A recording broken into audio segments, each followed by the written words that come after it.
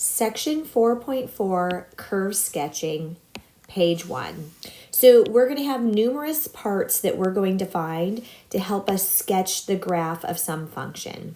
First, you want to know the domain of your function, which if you remember, if your function is in fraction form, then the denominator cannot equal 0.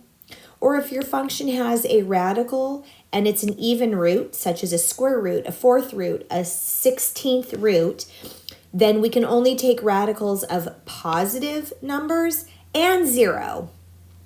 Although if it's a log, it can only be positive. We don't take logs of 0. So basically, we're going to solve whichever scenario we have, and whichever violates one of these rules of math, we're going to exclude that from our domain. This will help us sketch.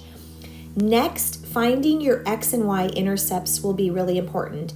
The x-intercept, which is where your graph crosses the x-axis and therefore has a height of 0, let's go ahead and just set y equal to 0 to solve for x. The y-intercept, where the graph crosses the vertical axis, we're going to go ahead and set x equal to 0, which you actually plug in and then solve for y, right? The first one will probably end up having to factor. Next is symmetry. This is great. This could save you time graphing your function. You're going to go ahead and plug negative x into your function. And when you plug negative x into the function, if it equals the original, then you have even symmetry, which means your function is symmetric about the y-axis. Think of it as kind of folding your graph at the y-axis. Here's my y-axis. That's a horrible y-axis. And having symmetry, right? So the minute we graph anything in the first or fourth quadrants, the second and third quadrant is a mirror image.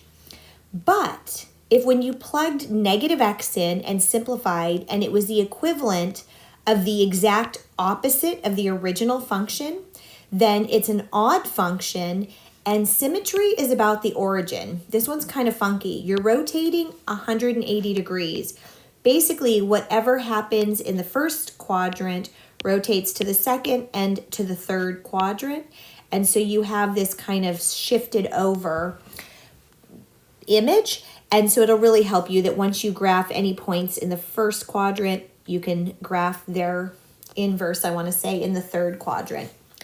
Asymptotes will be really helpful. We did this back in section 1.3. A horizontal asymptote, abbreviated HA, is what's happening to our function at positive and negative infinity. Keep in mind, if it's going to infinity, then we don't say there's a horizontal asymptote. Vertical asymptotes, abbreviated VA, I don't know why I didn't abbreviate it here, is don't just set the denominator equal to 0. You absolutely must simplify first, because remember, we've already removed any x values that are not in the domain. So simplifying first kind of solves that. For intervals of increase and decrease, local max and min, and concavity and inflection points, we actually just solved for all of those in the previous section, so we will be reusing those skills.